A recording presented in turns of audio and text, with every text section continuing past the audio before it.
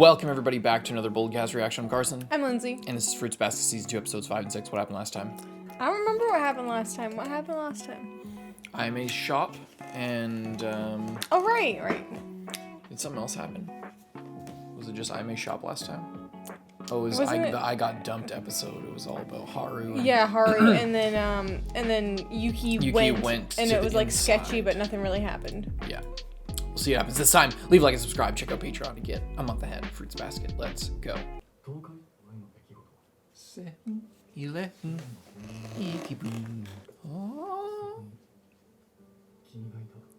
Is this the guy? You're not gonna see his face.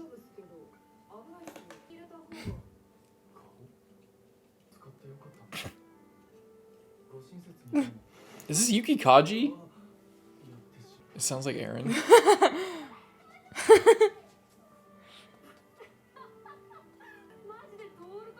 Is it Shisho? Hope not.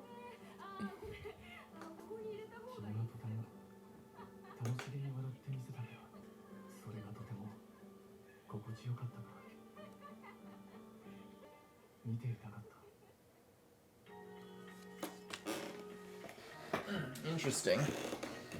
Love at first sight. I'm gonna look up if that's Yuki Kaji. Oh, it doesn't look like it is. It sounds like him. Is it that guy? Oh, yeah, it must be. I thought that was Shisho in the back. Well, he's not. I think it's all the Zodiacs. Is it? Oh. I thought Hana and Uo were in the lineup there. I guess they were.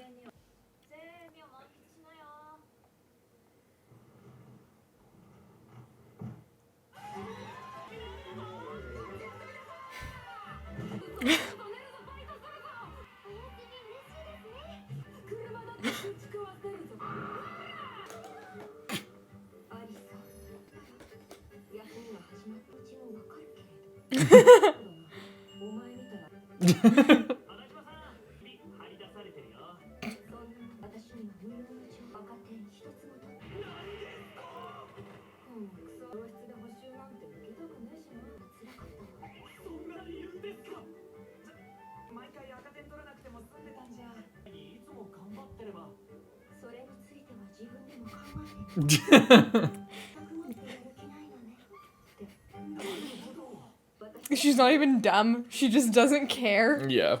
I mean, if I had super brain powers, I wouldn't care much either.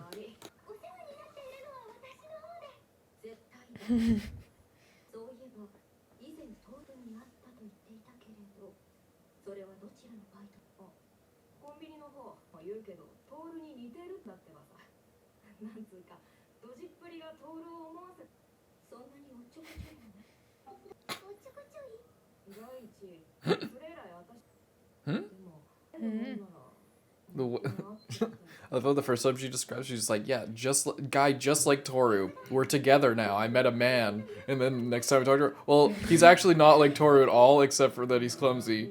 And I haven't seen him since then. I actually didn't meet him. I'm mostly just talking. He asked me where the fucking ramen was. He didn't know what a basket was. Yeah.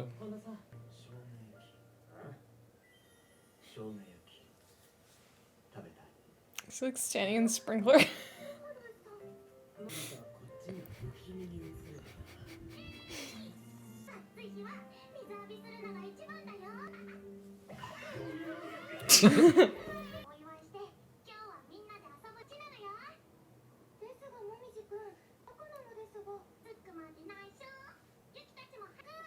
Department store.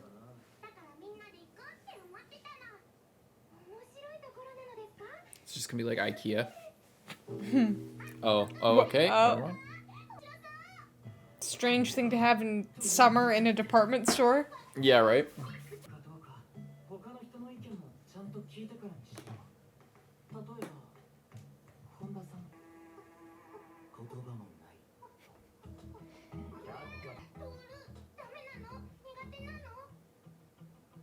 No, she'll want to. She wants to go because he's crying now.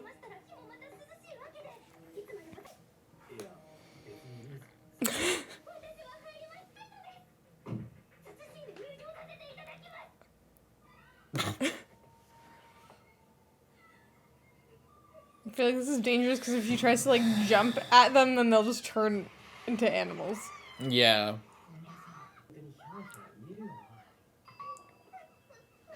Yeah, all of the benefit of taking a girl to a scary movie or to a haunted house is basically gone because they can't. There's none of the clinging on to each other in fear.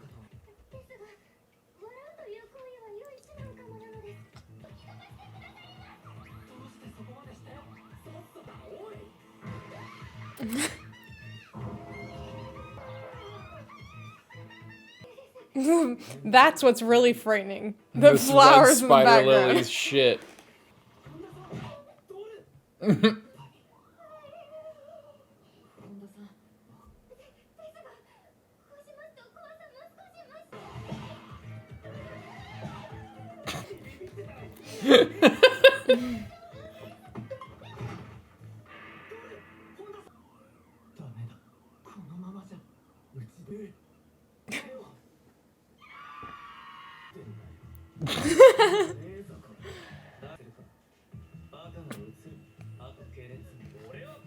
It's like, I need, can someone help me?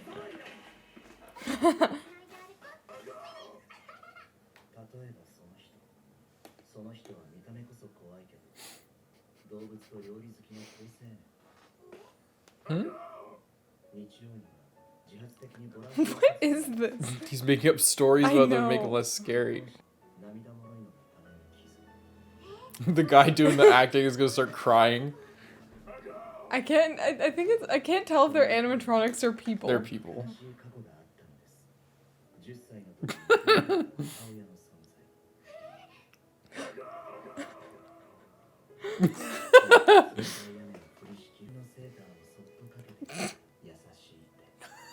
Still with the arrow.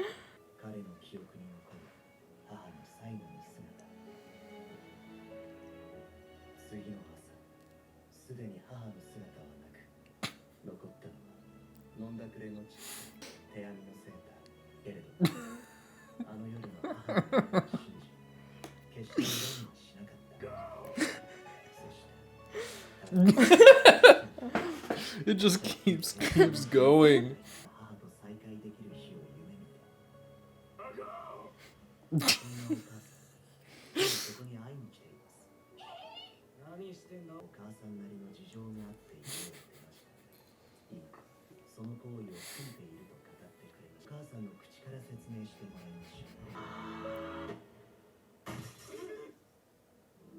They are animatronics.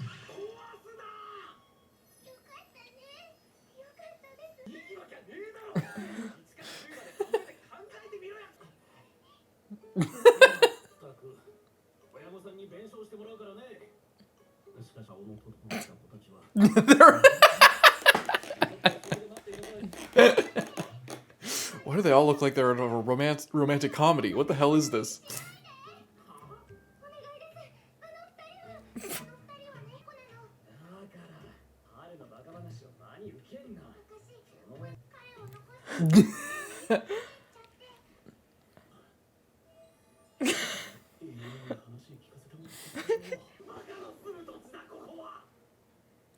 I love how Yuki doesn't even disagree.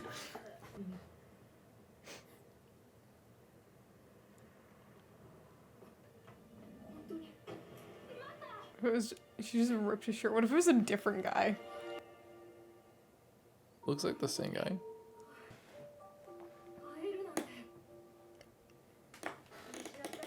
I didn't want to lose you, so I ran after you.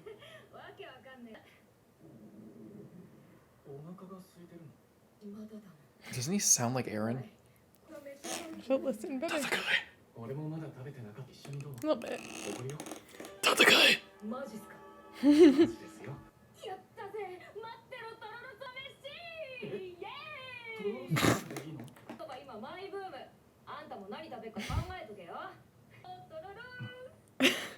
I hope he's not like 35 or something.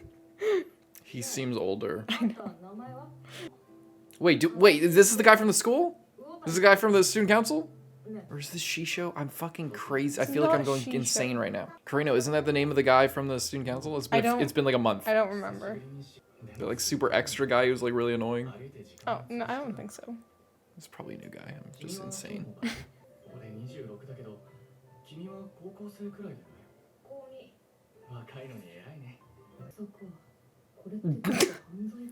Well, I'm glad you're questioning it at least slightly. Welcome to Japan.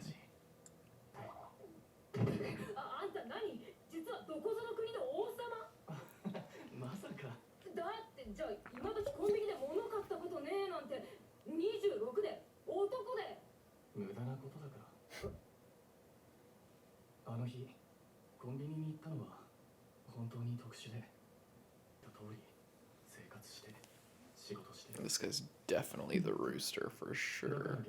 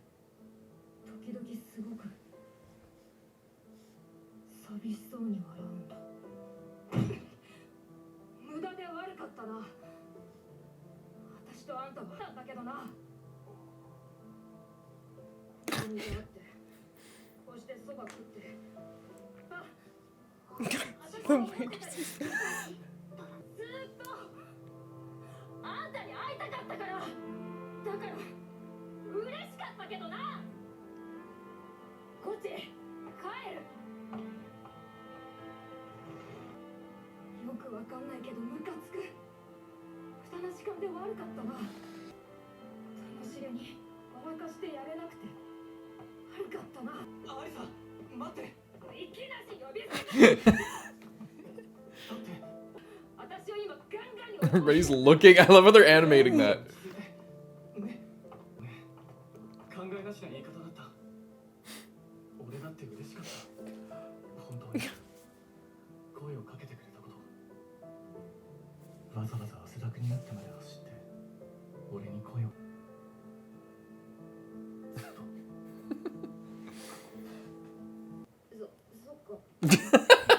The instant turnaround.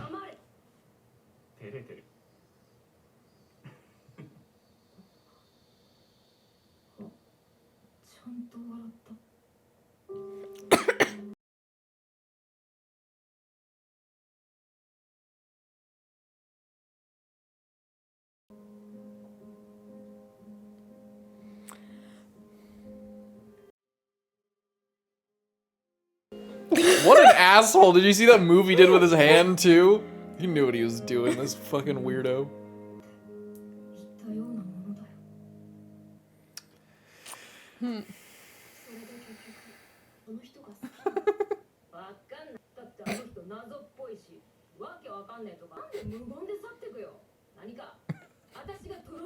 Why do they have those tiny?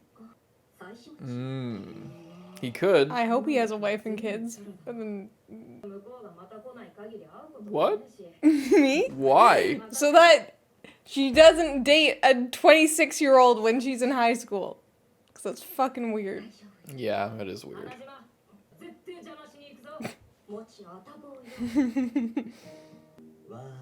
That's good.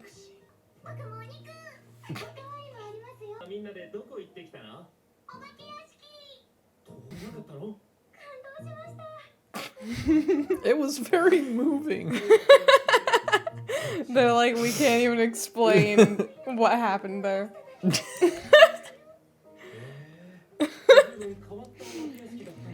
Maybe the wrong person in this family is a writer. That's what I was just going to say.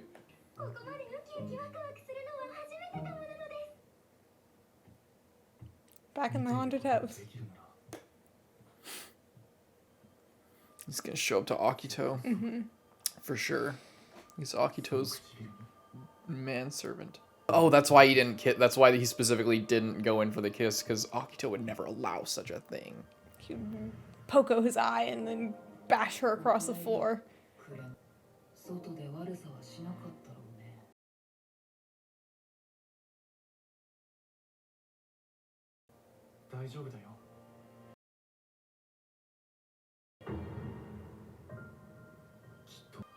All right.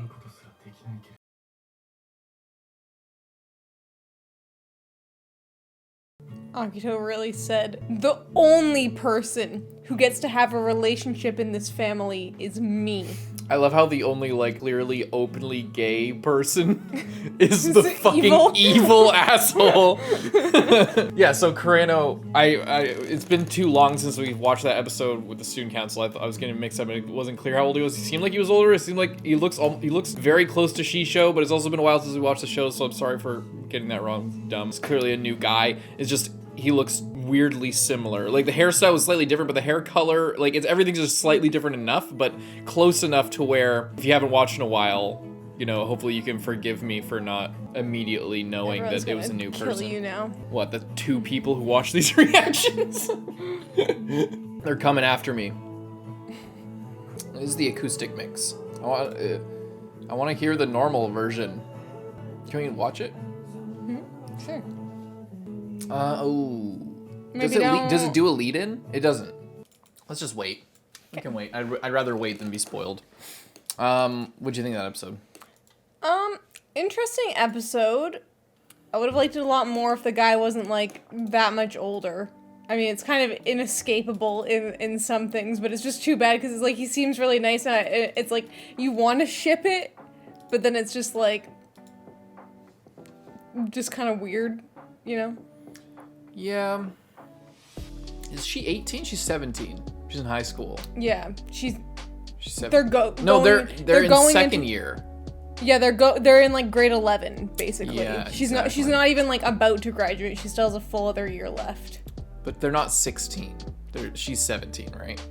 She would be either 16 or 17. She would be 16 turning 17 during this year of her life. Right. She gives off more of a 17 than a 16. But does it really matter? We'll just pretend. 9 years older or 10 years older? We'll pretend he's. I mean, given the choice, I'd pick 9, but. Yeah. Oh, yeah. He said 9. She said 9 years. Yeah. Okay. Yeah. Well, I mean. She. We'll just pretend that he's 19 and she's 17. I mean, he looks like a high schooler, so like, he's just taller. He wears a button-up shirt is the real difference, and like slacks. But he's rail thin, skinny. No ass. 0 ass. He's so flat. Oh my god. It's like he has a textbook in his pocket. He has an iPad. How does it, like, if you look at the very bottom of the screen, there's like a taper to show that he has something. But then, like, it's like the belt, yeah, I don't know. The belt would just slide down. This dude looks anorexic. Well, he's living with Akito, so, you know, maybe like he went out for food and then he was like, God, and that's why he was buying so much stuff at the convenience store. He escaped and was able to buy food. Well, yeah, he was going to the convenience store because he just like had a day off, I guess, because he's just Akito's sex slave. What the hell is he? He's his it guy, I guess. He's his right hand man. He's his right hand man, if you know what I'm saying.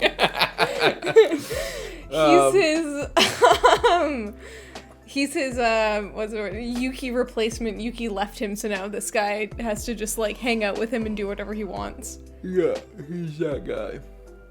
He's that guy. He's that guy for Akito. And I wonder if Uo's gonna get brought in on all the secrets. What if she just gets hurt? What if she gets fucking like damaged physically? What if Akito just kills her? That would be hardcore. Hana would kill him, so, you know, maybe, no, it's not worth it. If he even, like, hurt her at all, though, and that's the other thing, it's like, he could hurt Tohru, but he doesn't know. We don't know her mind powers work on Zodiacs. No, I'm not saying, like, she would, like, use her mind, I'm saying she would just murder him. I'm saying she would, like, just get a knife and go and stab him. Well... I feel like the haunted house, it was fine. It was funny. I don't have too much to say about that. Alright, let's check out the next one. Alrighty, starting at 0, episode 6. Rainy. Ominous. Let's go.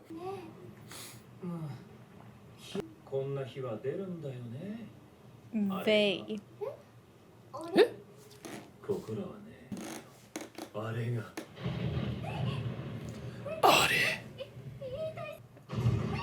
Uh-oh. Are they gonna go? Are they gonna fly away somewhere? Go to the beach. Let's go to I was thinking Germany. Yes, yeah, that'd be crazy. German arc. Are they allowed to leave Japan? I mean, yeah, they must be because Momiji leaves. Yeah. I really like this song. Mm-hmm. This is gonna be a car song for the next like 5 years at least.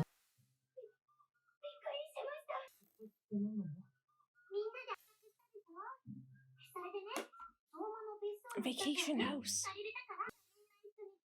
I love her when she puts her hair in pigtails. All of her hair disappears and she has like 2 strands on each side. Her hair is like this thin.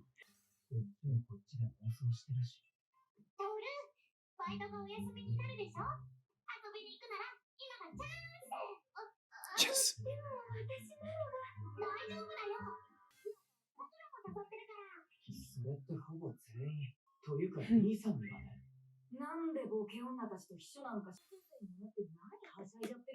This fucking kid. Instantly. You gotta go. They're like, we need someone to cook our meals on this trip. Toru, you're coming.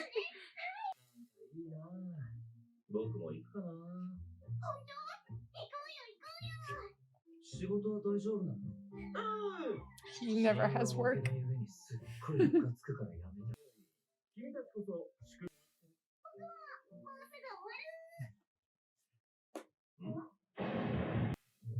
What? Did I miss something? What the hell just happened? Oh, homework? Oh, she has to finish her homework before they can go.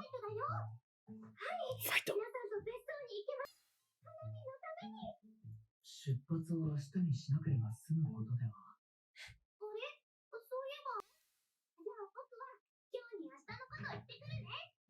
I really love this new outfit here. It's so stylish.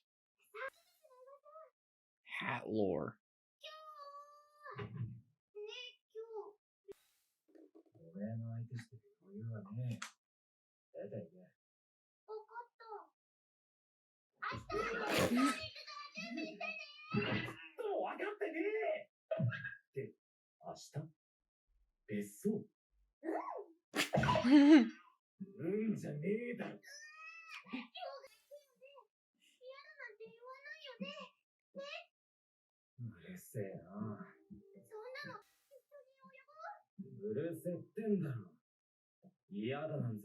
I didn't say I wouldn't go. I said to shut the hell up.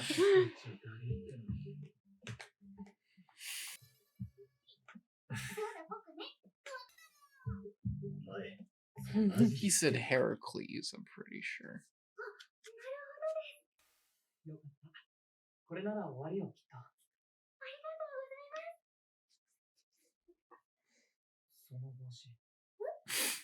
Hat. I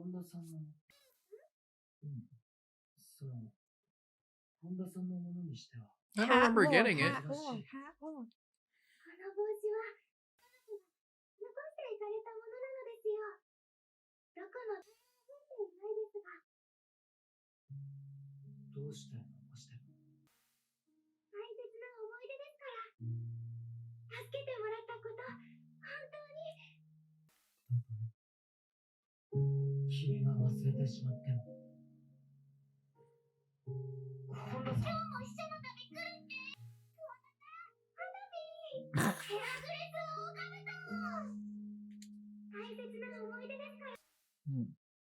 Okay, so nothing New. Nothing new, just the same thing with the hat.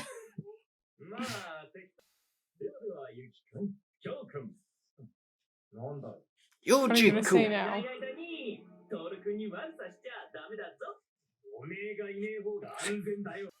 She's wearing her outfit from the OP. She can have that big hat. Oh. What the hell are you doing here?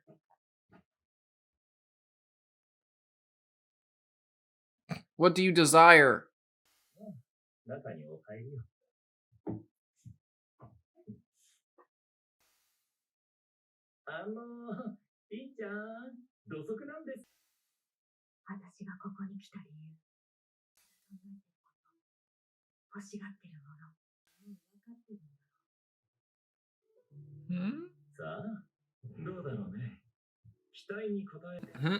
Excuse me, sir? What?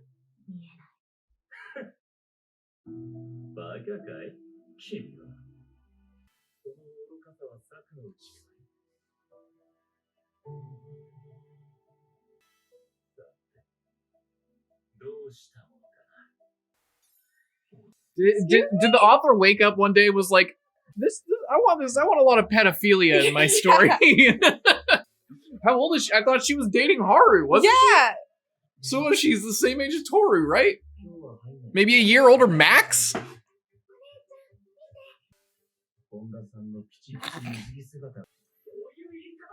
wonder if this is the swimsuit that they bought for her. Well, maybe. Previously.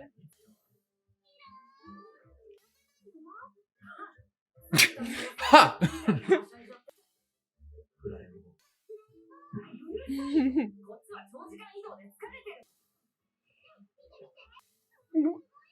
Where'd it go?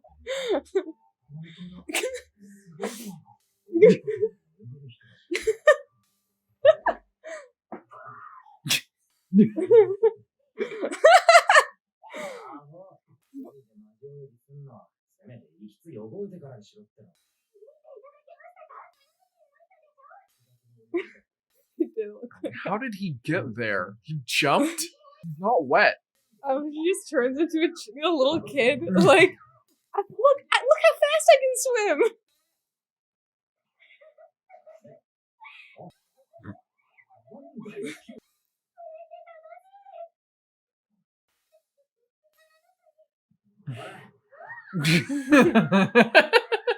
It's a fun game.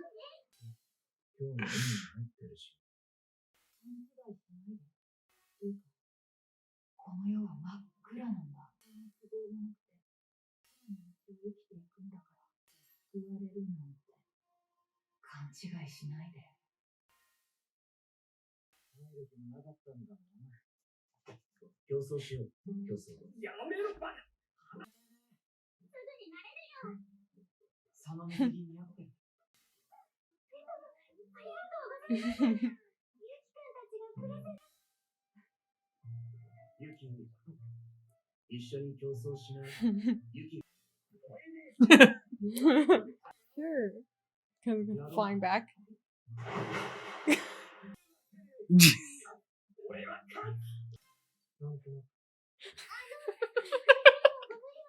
I want her to race too. Yeah, she was really moving. Is that the vacation? That's pretty sweet if it is. Shit. Although to have to walk all the way back up there after swimming all day would be horrible.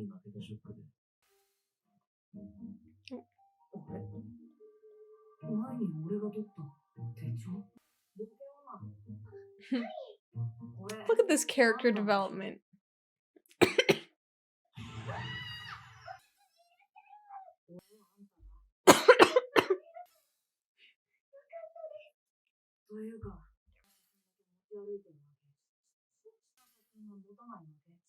Yeah. Asking the right questions.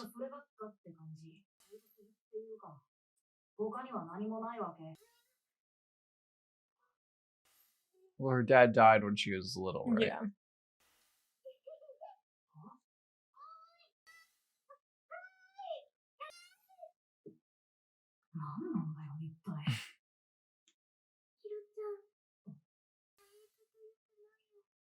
He's not known for saying the nicest things.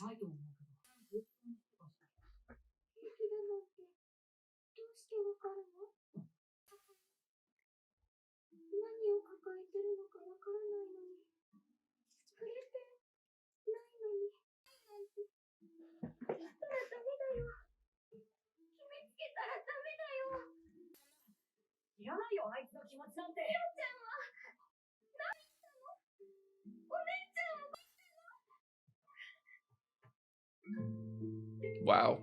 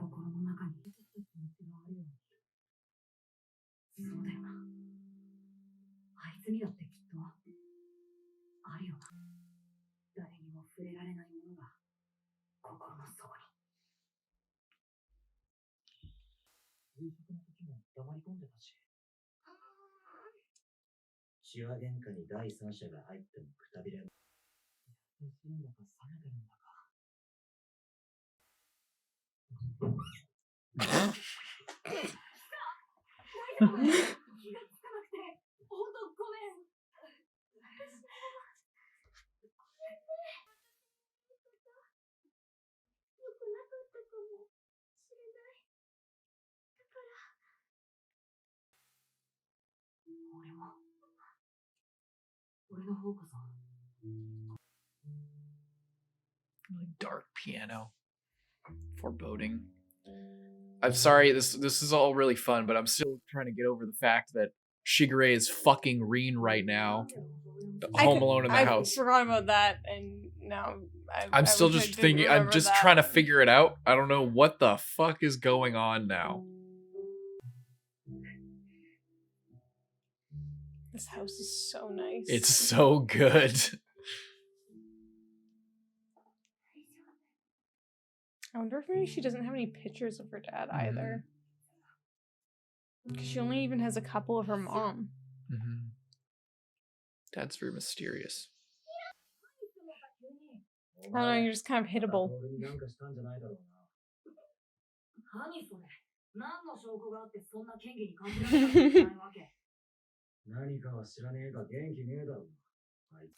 Overcompensating by being all excited and happy.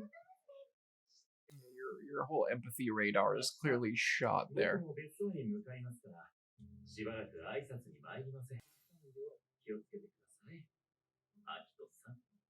Why do you say that like a threat?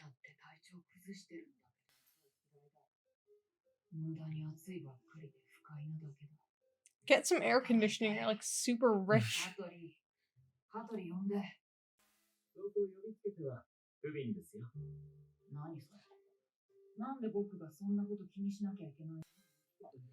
I love every time he opens his mouth, any hope that he could be like an interesting or well-rounded person. Whoa!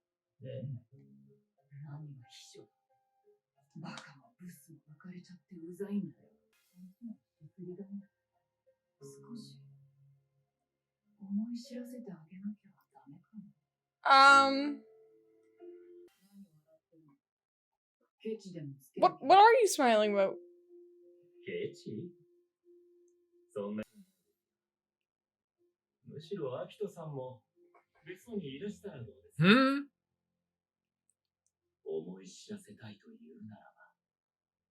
What the fuck? Why is What everything is going suddenly on so here? sexual? Like it went from 0 to 100 in like a second in like 2 episodes.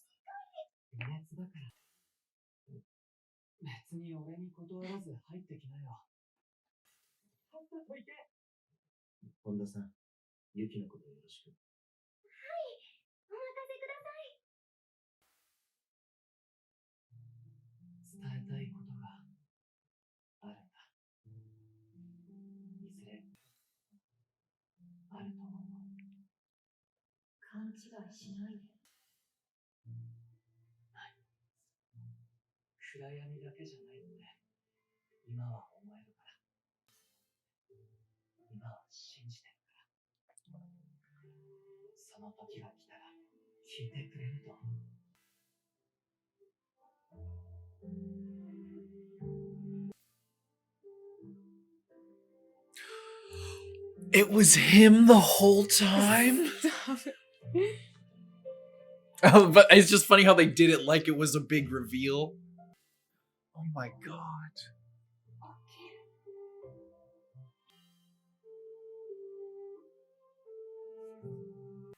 The show is feeling strange. Am I wrong to say that? No. Am I wrong to say that the show is feeling weird all of a sudden?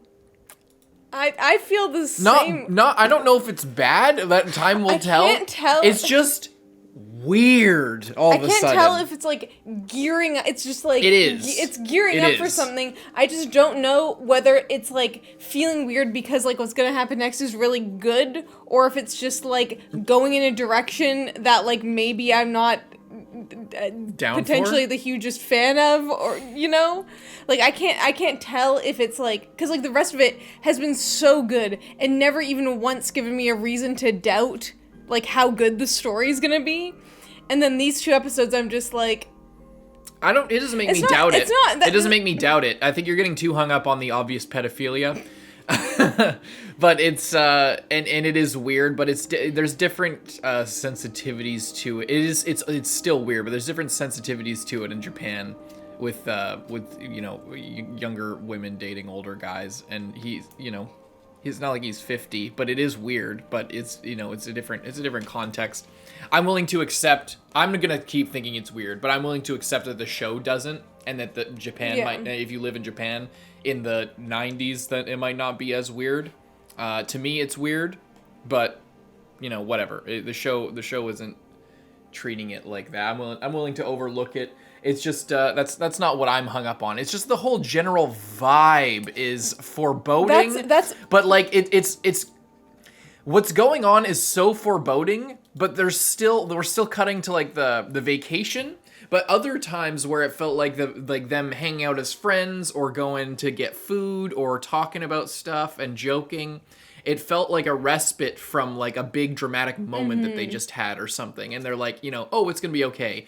This feels like they're about to be caught unawares by like a crazy tornado of insanity, and it's gonna be like, you know, the fucking Shibuya incident of Fruits Basket or something. Like, it feels more like they're distracted rather than they're learning, like coping, you know, or like growing. It feels like they're sort of looking in the wrong direction, and there's shit that is just beginning to happen. And Akito, I always think like, oh, he's saying all these things, but like, does he? And like, oh, he's doing, he did all this shit, but we don't know why he did it. He's saying all this dark stuff, but we don't know why he's saying it. There's maybe some sort of deep arcane truth about the zodiacs that he is managing that we don't understand. But the more we get of him, the more I'm becoming more convinced, and maybe this is on purpose to make that truth when it comes out, or that like revelation a bigger reveal. So they're making him even worse than they need to make him.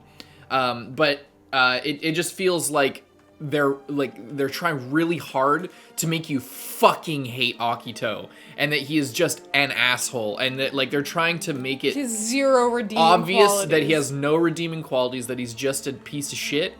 And I can't tell. To me, it feels a little bit forced. It's bordering on like the, you know, they're going so hard that there either is a reveal or he's just a very poorly written character. I doubt that he just is that one-dimensional. So the fact that they're piling on this much, I think is a little bit overblown, because I already get the idea that there's something more going on. But it feels like what it feels is like the story knows that I know there's something going on, so they're trying really hard to like remove that expectation from me. And it's not going to happen, because the only alternative is that he's just a shitty character and just like a one-dimensional villain. And not only do I not want to believe that, but I just genuinely don't believe it, because the story wouldn't really make sense if you, I mean, it kind of would, but it would just kind of be flat. It's all about togetherness and like, you know, forgiveness and, you know, all that kind of thing, and healing. So if he's just an irredeemable asshole that needs to be defeated so that everybody can live peacefully, then that's a, you know, it fits with the whole message and the themes, but but then he's just like a one-dimensional enemy, and to me that doesn't fit as well. It doesn't feel as nice, and it doesn't contribute as much as it could to the overall story, and it's also just not generally what the show does. It's like even people who are really abusive, like there's a tragedy related to them. Like Kyo's mom was like, she was a bad parent, but it's because being a parent to a Zodiac is like really fucked up as a situation, and you can kind of see where she was coming from. And she did kill herself. It's not like she, took it. It's not like she, was just evil. It's tragic and it's sad, but she's not despicable. Akito is behaving despicably, but he's like the only person who is like fully despicable, and it seems on purpose to try and throw the audience off of the track and go against sort of the convention that has been set up with how characters are developed in this story, so that the reveal that that there's something more going on beneath the surface, or that he maybe is just damaged himself and needs to be sort of treated well before he like dies or something, to let Tohru like be the main person or something, or whatever the hell is going to happen. Whatever big climax is going to take place that's going to reveal something about the true nature of his character. It feels like they're really trying to make you think that it's going to be something different. But it feels like they're trying a little bit hard to make him just totally despicable, to the point where it's not really adding more mystery. It's more of a red herring and a manipulative, which is it's not a terrible thing, but it just feels overblown. And all the shit with Rin is weird. I don't know what the fuck.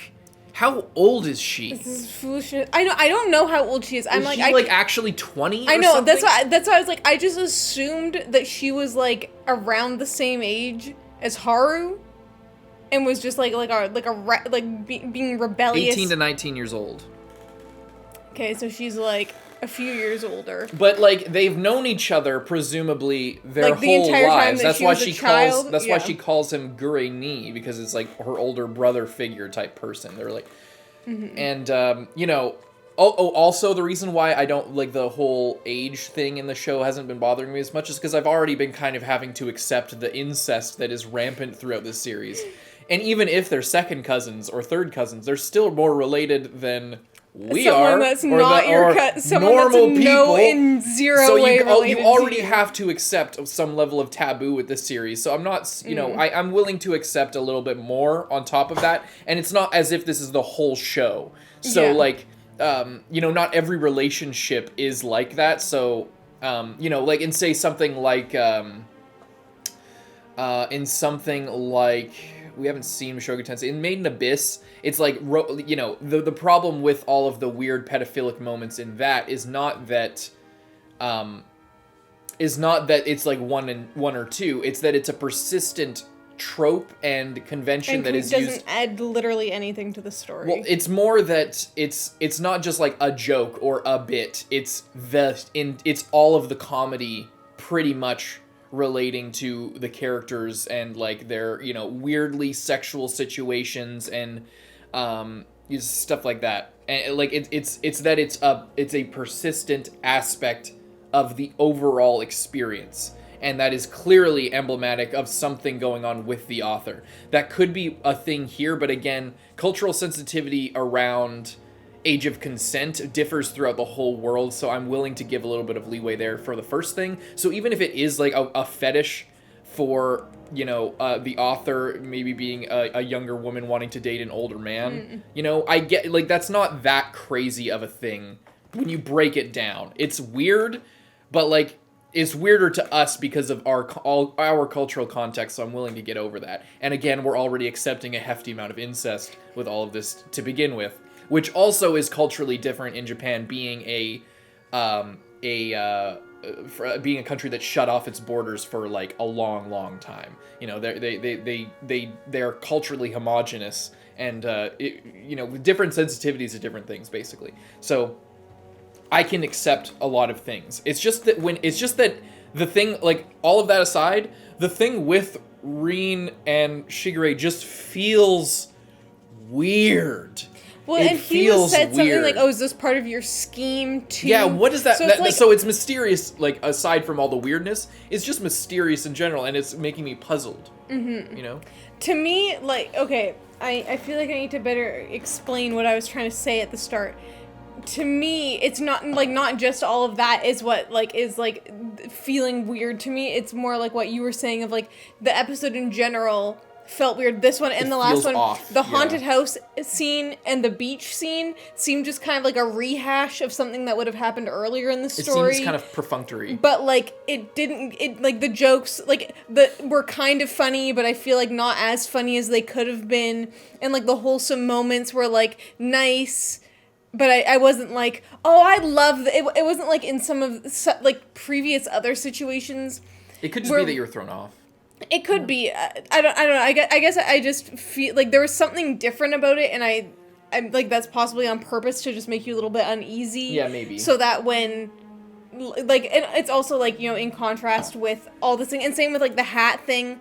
Like we got the hat thing again, but it was just again, it's the same information. It didn't go any the difference is like you got to remember. 90s manga, early 2000s manga. It's being like. It's written, published chapter by chapter over the course of years. So like, and they did explicitly reference the hat. It wasn't Yuki looking at it like he had previously and then remembering something, or Tohru remembering something, talking to somebody else. They're talking directly to each other about the hat. So it is it's a like step forward, but it's still not concrete. And at this point, it's like, okay, I get it. The hat is a point of connection with them. I get it. Can we move past it or use it somehow in the story? That's kind of how I feel with the hat. It's like this is one time too many for me. Yeah. For the hat. Well, I was saying like it's similar to the Akito thing of it's like, okay, I understand he's evil. Mm-hmm. I feel like you've proven that enough. I feel like it's been proven enough that there's a connection with them in the hat. Yeah. It's kind of the same thing. Not that it's bad. Yeah, it's not that big of a deal. I think the thing is also if we had taken, like, I don't know how many years apart this was from season 1, but like maybe if you watch season 1 and then a year or 2 or 3 later then watch this, then like it's not so fresh. Like, you know, even though we waited like a month in between the last season, that's nothing compared to like years. So I think maybe it's just that they're introducing a lot of new things and then like putting in these like very familiar like hanging out or like it might familiar reincorporation type thing, because there was like the, you know, it's reincorporation, sort of reestablishing the norm, but also adding a twist on it. Yeah, from a writing perspective, it makes sense. So there's 2 components, like why this felt weird. One, the story's really ramping up. It does feel there's 3 components. One, the story's ramping up, and that's obvious, and it's ever present throughout the whole show. 2, they're, like you said, reincorporating bits that we already saw as a point of comparison and context and contrast between the similar moments that previously established the characters. So we're getting similar beats, and then it feels different, so that makes us feel off, and then we're thinking about that, and we feel it as so that's effective writing. And then on top of the relatively unsettled feeling that you have throughout this whole part, on top of that, there's just weird cultural shit and a culture shock with us, and you know, and on top of like, you know, the age of consent stuff and that kind of, and the incest that has already been established. But oh shit, what was I gonna say? Oh, it's just more explicitly sexual. It is more explicitly sexual. It's not... And not in a joking way. Not like in a joking way. It's like Haru's like, oh, you're my first love. Haru would be like, oh, yes, blah, blah, blah. And it's like, okay, like, it's... And Hatori, it's like, oh, we were together. Like, it was always we were together, or we were in love. It was never like, oh, we fucked.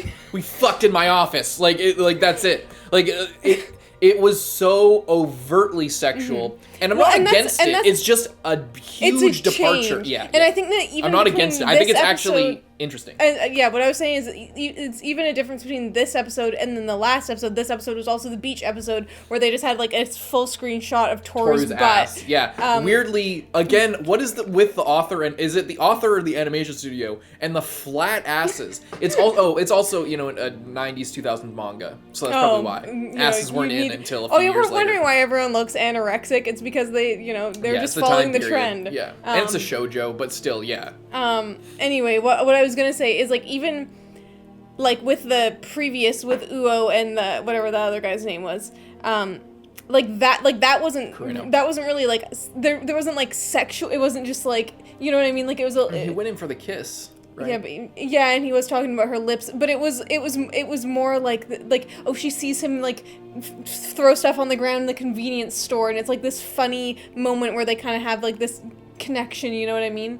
And it's like a little bit more, it's more of like a love at first sight, like rom-com like introduction, whereas in this episode with like the whole thing with when Rain comes into the office, like that's like like compared to everything else in the rest of the show, that's like a crazy different thing, and it's also and Akito twice in one episode. Like, Akito has been like weird before, and like maybe with like a slightly like very possessive, like borderline, like it's always been like you can't fully tell the intention because he's possessive, but it's not really like super clear in what way, you know? And then in this episode I feel like they...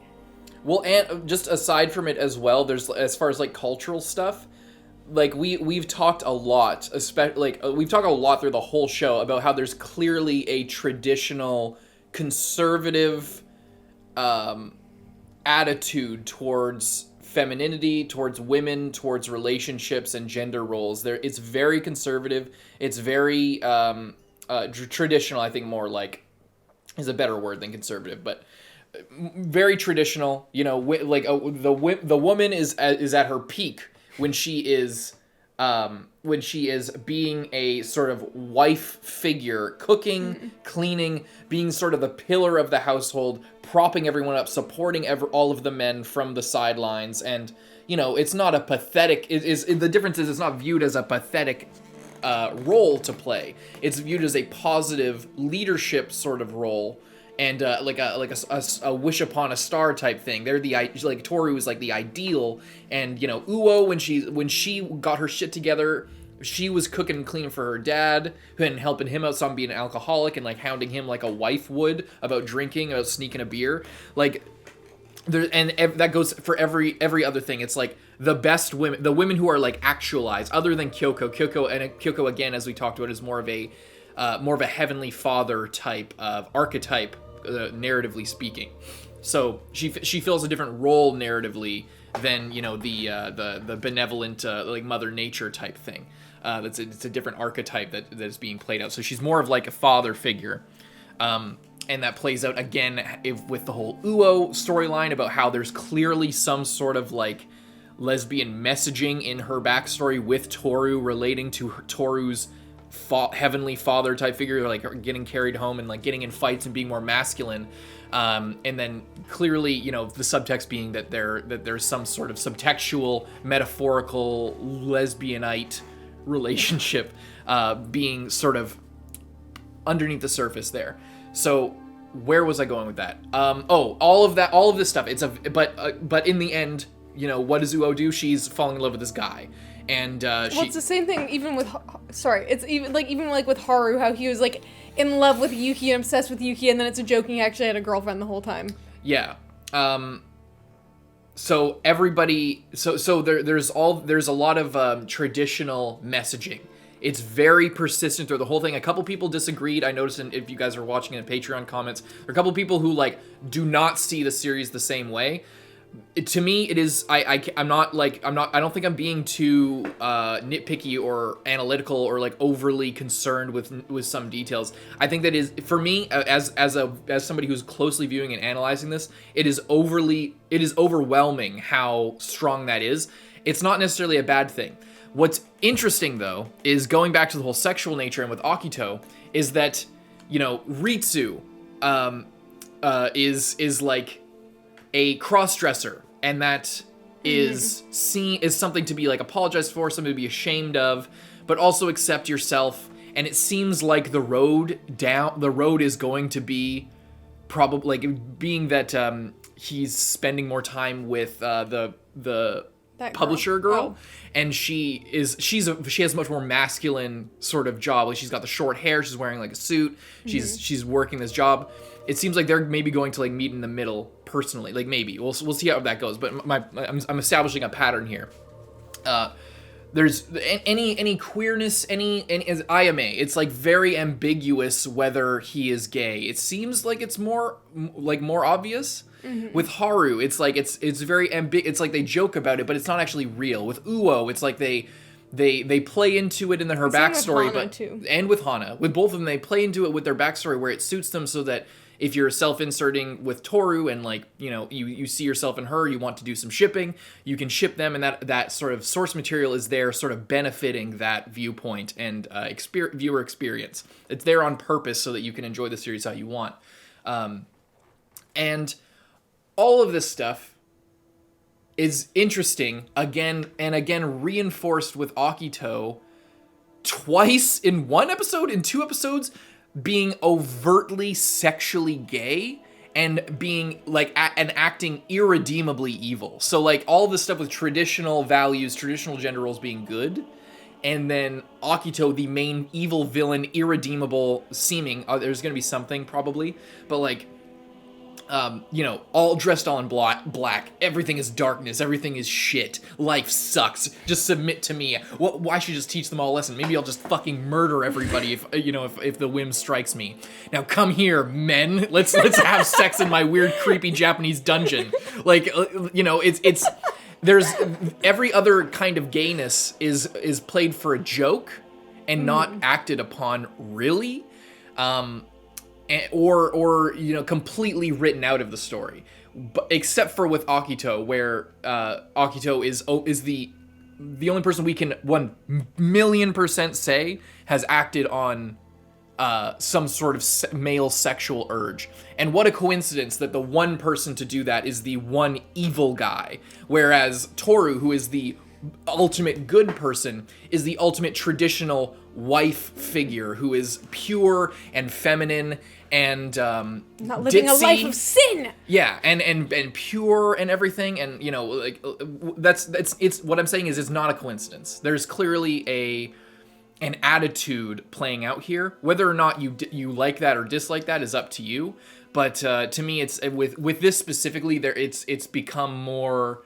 Much with Akito, it's become much more overt. I didn't think Akito was going to be like evil gay man, you know. So like I don't know what to make of that. I don't care, you know. I'm not a social justice guy or anything. I just think it's interesting to analyze. I think it will also be interesting to see going forward, like, if this like trend will continue, or if this was like we're doing a beach episode and we're gonna like kind of include a lot of that like other stuff like in this area, and part of it is like to do with the plot and push the plot forward, but then it's also like this can be the episode where like a lot of that takes place, and then in the future maybe things won't be as like intense. Not saying that like I think it will go one way or the other. I'm just thinking like that's something to sort of keep an eye out for going forward. And obviously the stuff with Rin as well is like part of a plan, and then also at the end with Akito we got more of Shigure and his like plan, his motivations, but still I think what's also dissatisfying about this episode is also it's still just impossible. To be clear, I'm not dissatisfied. I don't find it dissatisfying. I don't mean dissatisfying. I mean like what's like unsettling or like disconcerting. Makes you, yeah, like it is like there's still nothing to grasp at with like these plans that are coming in. Like it's still like, oh, is this part of your scheme, Rin? Like what are you doing? And I'm like, yeah, like I don't know what she's doing. Well, it's clear like at this she seems to be just like really acting out, and I don't know if she's. It's clear that there's some relationship between power and sex in this. Like that's the one constant thing is that ownership and you know, and it does make sense with the whole theme of belonging and becoming a family and all that stuff. a healthy version of that is everybody gathering around and having dinner together and eating like multiple, like there was the one where they're eating dipping noodles together. That's like what you do with your friends, and the whole banquet thing and this and that. That's like we've established that's like the clear main ultimate good that can happen aside from a healthy relationship, and secondary to that, a healthy relationship between a man and a woman, being traditional, like as far as the viewpoint of the author, that's sort of implicitly coming in through the characters. So the ultimate reverse of that is ownership, is abuse, is neglect, and lack of understanding, lack of concern. And so I don't know what that means mechanically in the story. I don't know what the issue is. We know all of the connections, that you can feel that. Like, you don't need to analyze it to know that that's kind of what the themes are and what the story is about. What is confusing and frustrating sometimes is when you know that, but there's no context for how it fits in mechanically. And the frustration there, the fear there, is that, the story is going to be more of a metaphor than it is a narrative. And that can be frustrating once you get towards the end, because then you're like, okay, was I just listening to a research paper, or like was I reading an essay, or am I, immersing myself into a world where these ideas manifest them in concrete and graspable ways that can act on and are acted upon, like things that follow logically throughout everything. So what that means here is, like, is there a sort of logical magical component to the ideas of sex and ownership and relationships, and some sort of measure of control that makes sense, relatively speaking, with the way the zodiacs work, with the way Akito does his magic, if there is any? Or is it just kind of implicit and you're just supposed to feel it, and there is no actual concrete connection between those things? It's just Akito wants control in like a controlling patron figure type sense. Like, does it play into it at all whether or not people are in relationships? And or like, because it feels like that. It feels like when Akito was like cutting out Hatori's eye and shit, and like beating up that woman or whatever the hell, or beating up Kisa. It feels like the reason he's doing that is because there's some interference with the way this whole thing works mechanically as a system. But I hope that's the case. I hope that it's not just Akito being a controlling evil guy, because again, it feels like a missed opportunity, and it feels more like the metaphor is taking center stage rather than using that to using the story to make that come out naturally, or in a way that has some kind of tension. Like, if it's just going to be us talking about our feelings, and then our tohru is going to be making sort of a talk no jutsu type of argument, rather than that combined with some sort of reason why Akito is acting the way that he's acting, beyond just, I want to control things, I hate the world, I'm a piece of shit.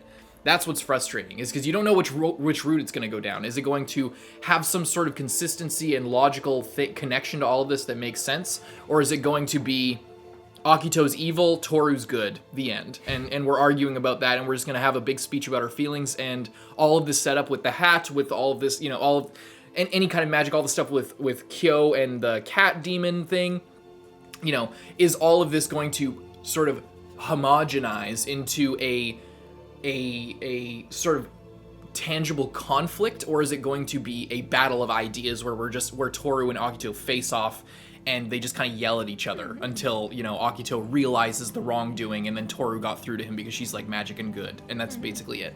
That's my fear, because at some point all of the stuff and all the relationships, are they setting up something, or are they just there for their own sake?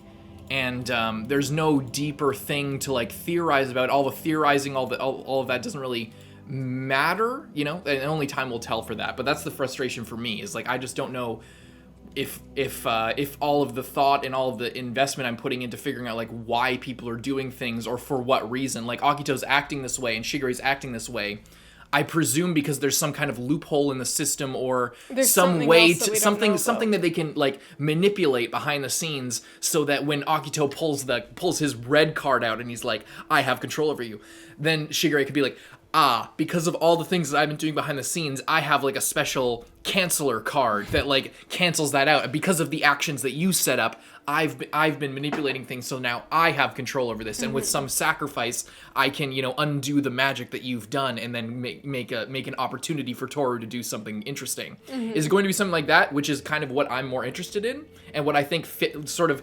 It's something, a storyline like that, not that specifically. I'm not setting an expectation, but something like that can kind of give grounds to a metaphorical story, to an emotional narrative, rather than just, I've been, like, is Shigure's whole thing just going to be, I've been kind of fucking with everything and causing chaos as much as possible until an opportunity opened up for Tohru to talk, and that's going to be it? Is it just going to be, I was fucking Rin and I was fucking Akito, and, I just kind of was playing matchmaker behind the scenes with Kyou and fucking Yuki and Tohru, and sort of just being a shit disturber just to, move the romance along, whereas as it relates to the general overarching plot, it doesn't actually mean anything other than these characters are now together, and then they can kind of, with the power of friendship, talk to Akito and win an argument and then fix everything?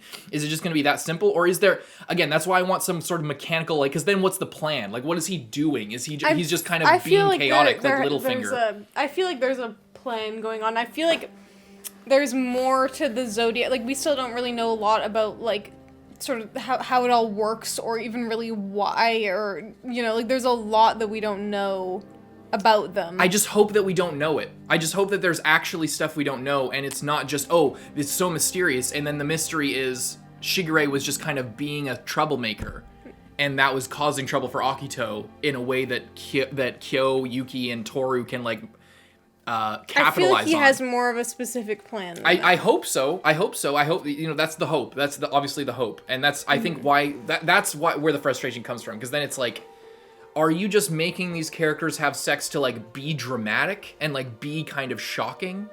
Like, there are these two guys, he's, like, holding this guy's face, and he, puts his knee in between Shigure's legs and, like, straddles him a little bit. And it's just like, wait a minute. Does this have a purpose? Or is this just shocking gay stuff? And is this just for people who are shipping Akito with everyone that he's abusing? Who just want their heart to flutter while they look at two men, like, getting close to each other? Is that it? And the only thing that serves is just to, just give you those butterflies and make you kind of, this is mysterious.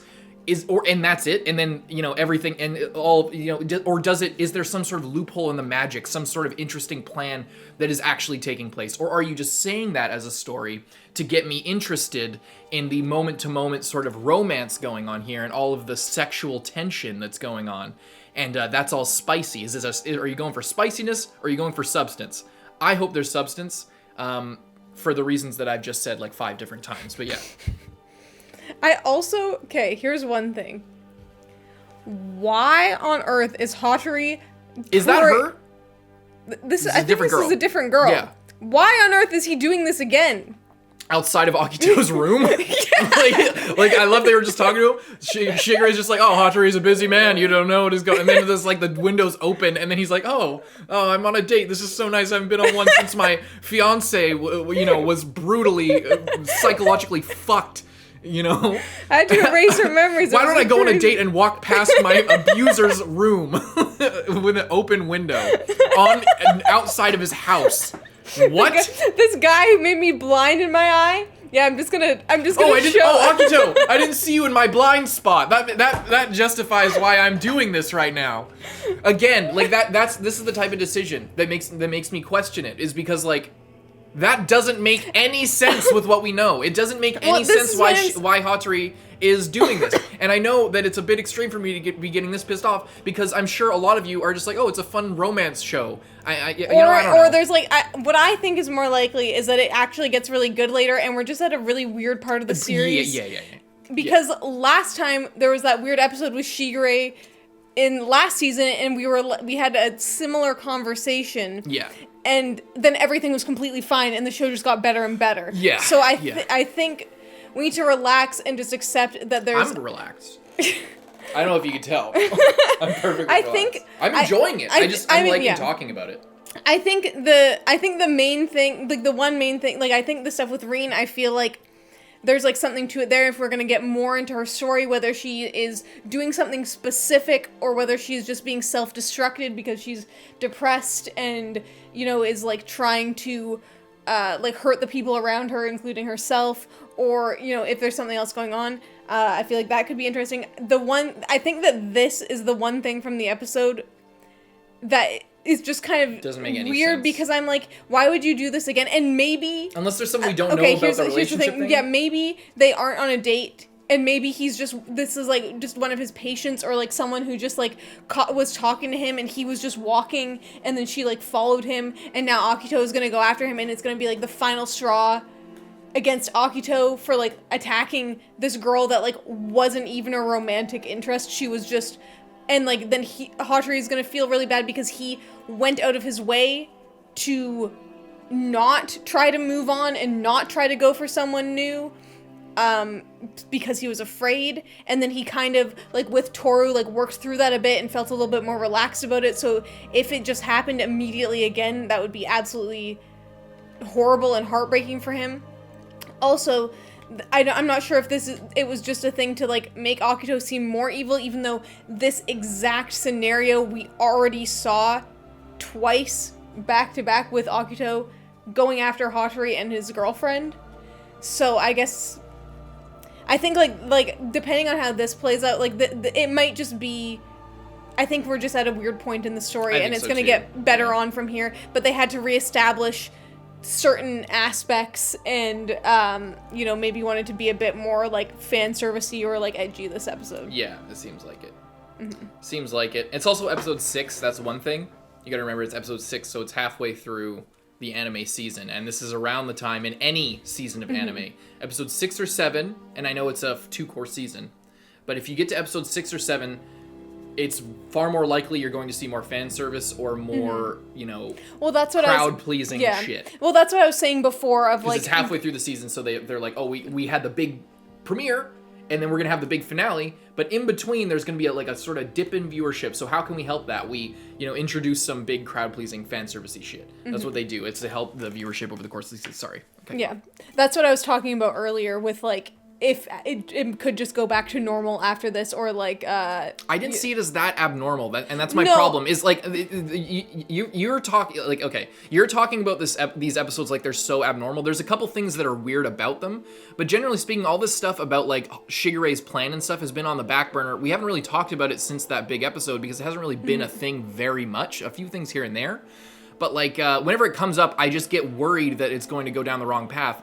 And so this episode, it's more that I'm just taking the opportunity to talk about things that I've been thinking about for the whole show. This episode, it's this episode, while some tension and some weirdness with the cultural shit, it's not that different than like the whole rest of the show. It feels pretty congruent.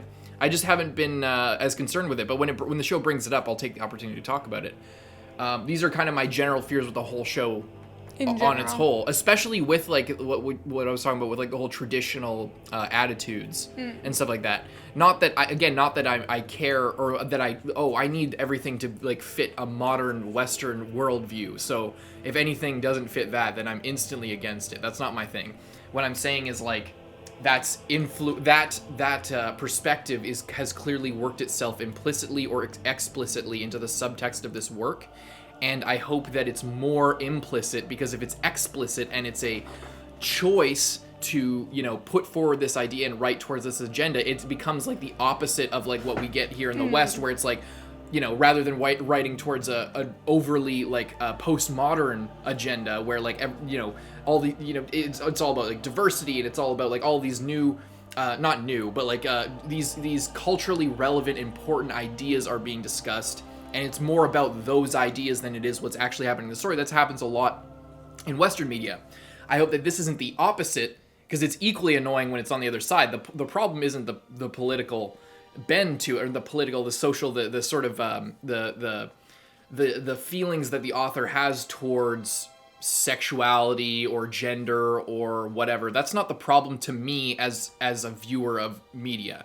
The problem is when that becomes paramount, and then sort of the story becomes the message, and the message doesn't enhance the product. I want for me the product is paramount, And whether you're on this side or that side, I don't really care. What I care about is telling a good story. And sometimes when people's opinions are too strong, they can write that in and make their whole thing about that and make it all bent towards this one sort of this thing, that this idea that they want to actualize through the story, rather than having characters that live in the world and interact with a system of magic or whatever it is. Mm-hmm. I care about that, and having that, and everything sort of homogenize and enhance itself. Mm-hmm. So that's my fear, and it's been my fear through the whole show. It's just that most of the time it's not a big deal, but as we're getting into more of the plot stuff, it's going to become more of a big deal. So you're probably going to hear more things like this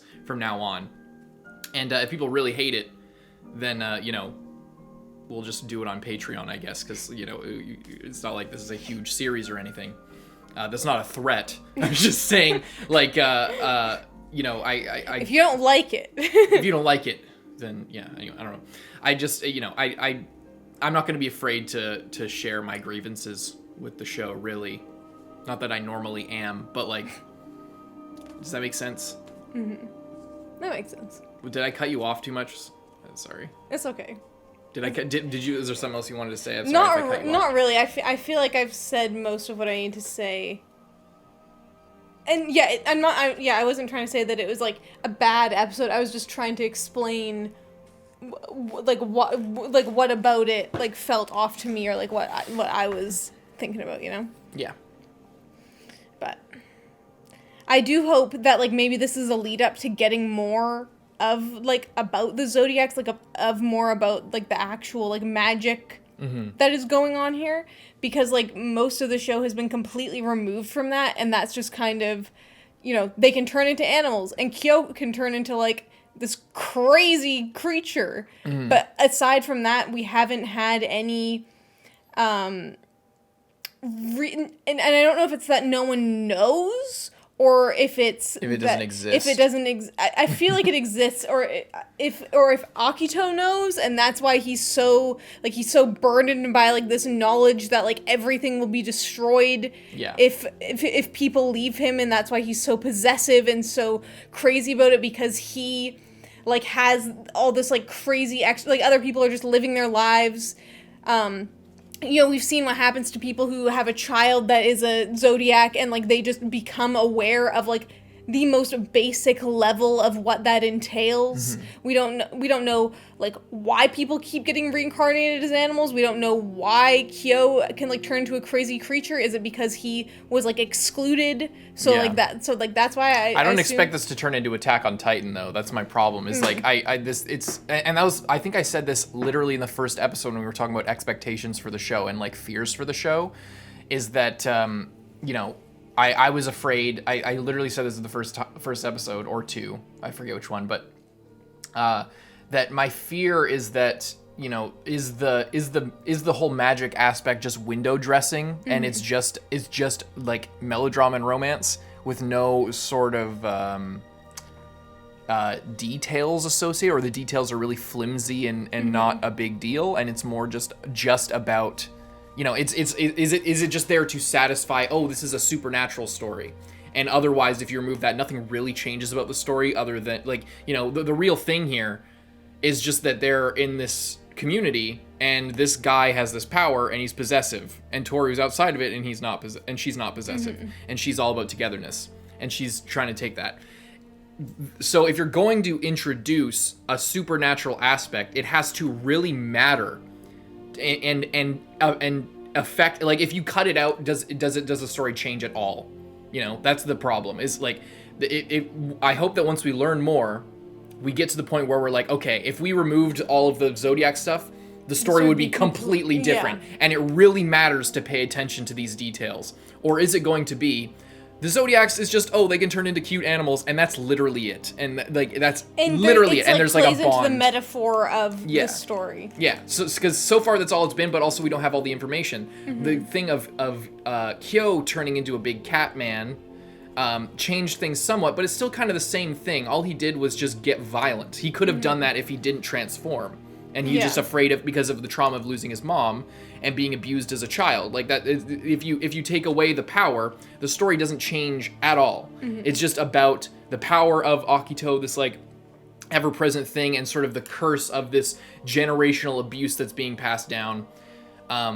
And you know, so far it doesn't actually change the story pretty much at all. If there's it's just abuse, unless there's a hidden magical reason for Akito doing this. If he just turns out to be abusive asshole gay man, then it's just it ends up being kind of falling flat. A wife. He'll be perfectly fine. What if it ends like that? What if he gets married? What if Tohru marries him? That would be dumb. It was a fake love triangle with fucking Yuki dies from his asthma, from his bronchial problems, and then Akito like, oh, I see what I was missing the whole time, and then they fall in love. That'd be dumb as shit. Yeah, I don't know. I just hope that all of this is actually going somewhere and not just window dressing for melodrama, which I'm okay with. You know, it's a drama. It's a romantic show. It's really good. It is good in that way. It's just like, if it feels like now we're getting to the point, okay, we're teasing these big reveals. We're teasing these interesting sort of secretive things. Is there actually anything behind the curtain? Or are we just sort of kind of like, is that feeling like, mystery shows do this a lot, and this kind of taps into the mystery thing where it's just like that feeling of tension and wondering and like what's really going on, who's the killer type thing. Like that feeling is what a mystery is for, is instilling that emotion in the audience. That's why you create all of that like, ooh, what's going on here? We need to piece all the clues together. Trying to rack your brain, trying to like think about it, and that gets you immersed. It's like, okay, now you're thinking with the detective of this like, crime mystery, whatever.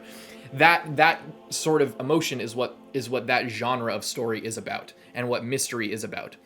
Is all of this just about instilling these butterflies from these like, you know, gay baiting and relationships and stuff like that? Is that all it is, and everything else is just window dressing? That's what I don't want. I hope there's something behind the curtain, and that all of this actually matters in a substantive way towards the resolution of this conflict, rather than it just being talk no jutsu and nothing else. Yeah. So that's my fear. So hope you enjoyed. We'll probably talk a lot more like this from now on. Again, it's like when the story focuses on it more, then we'll focus on it more.